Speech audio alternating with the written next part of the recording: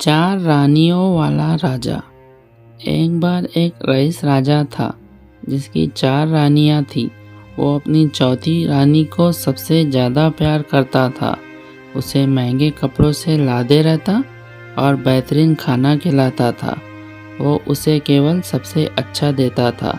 वो अपनी तीसरी पत्नी से भी बहुत प्यार करता था और उसके आसपास के राज्यों में बखान करता था, मगर उसे डर था कि वो एक दिन उसे किसी और के लिए छोड़ देंगी।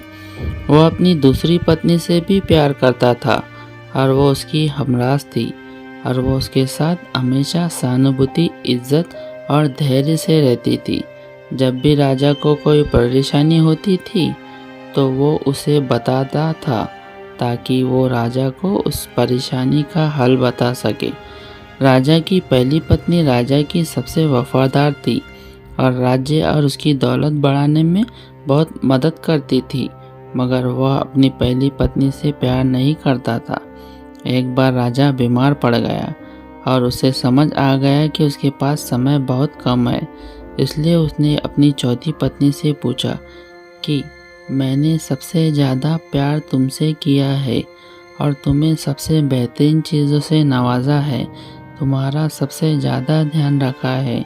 अब मैं मरने जा रहा हूँ, क्या तुम मेरे साथ देने के लिए मेरे साथ चलोगी? तब उसकी चौथी पत्नी ने जवाब दिया कि बिल्कुल नहीं। उसकी बात राजा के दिल में छुरी जैसी चुभी।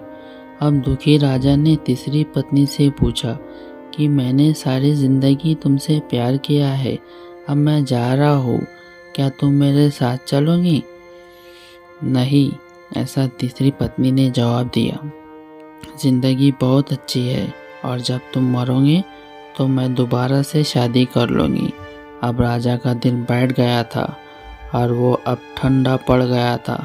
फिर उसने अपनी दूसरी पत्नी से पूछा, मैंने हमेशा ज़रूरत के वक्त तुमसे मदद मांगी और तुमने भी हमेशा मेरा साथ भी दिया, लेकिन अब जब मैं मरूँगा क्या तुम मेरा साथ देने मेरे साथ आओगी? माफ़ करना, इस बार मैं तुम्हारी मदद नहीं कर सकती। दूसरी पत्नी ने जवाब दिया, ज़्यादा से ज़्यादा मैं तुम्हारी कब्र तक छोड़ सकती हूँ। उसका जवाब बिजली की तरह राजा को लगा और वो बेहद दुखी हो गया।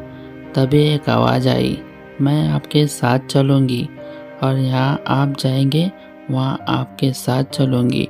राजा ने अपनी नज़र घुमाई तो उसको पहली पत्नी खड़ी थी। वो देखा बेहद कमज़ोर थी क्योंकि वो खाती नहीं थी। दुख से भरकर राजा ने कहा कि जब मेरे पास मौका था तब मुझे तुम्हारा बेहतर ध्यान रखना चाहिए था। दोस्तों, कहानी से हमें यह सीखने को मिलता है कि हमारी चौथी पत्नी हमारा शरीर है। हम चाहे इसे सजाए धजाए, कितना भी दिल लगाए, मृत्यु के समय यह हमें छोड़ जाएगा। हमारी तीसरी पत्नी हमारी संपत्ति है, दर्जा और दौलत है। जब हम मरते हैं ये औरों को मिल जाती है। हमारी दूसरी पत्नी हमारा परिवार और समीगण है, चाहे वो कितने ही हमारे साथ क्यों ना हो। ज़्यादा से ज़्यादा वो हमारे साथ शमशान तक ही आ जाएंगे, पर उससे आगे नहीं। हमारी पहली पत्नी हमारी आत्मा है जो अक्सर दौलत, ताकत और अहंकार के सलाहे बेध्यान हो जाती है, मगर हमारी आत्मा ही एक ऐसी चीज़ है जो जहाँ हम जाएंगे वहाँ तक आएंगी। इसलिए उपजाए, ताकतवर बने और इसका आज से ही ध्यान रखें। यही दुनिया में आपका सबसे बड़ा तोहफा है।